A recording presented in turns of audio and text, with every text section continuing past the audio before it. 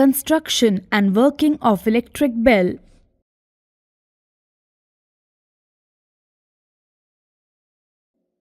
An electric bell consists of an iron core on which is wound a wire as a coil.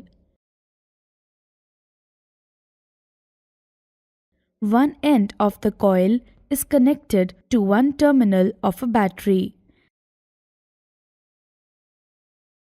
and the other end to a steel rod that acts like a spring for the hammer touching the screw contact. The other terminal of the battery is connected to the screw contact with a switch in the middle.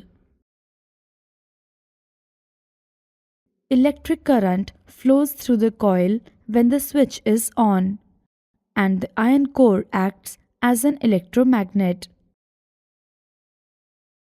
The iron core attracts the hammer towards it. The hammer hits the bell and produces a sound. The circuit breaks at the screw contact when the hammer moves towards the iron core.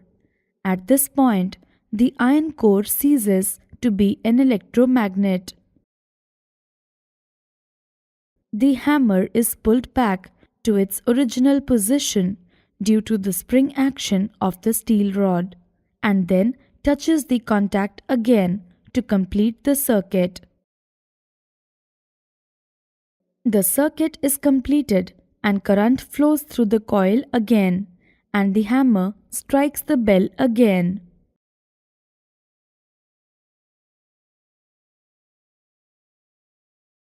The process repeats itself and you hear a ringing sound since the hammer keeps hitting the bell until the switch is released.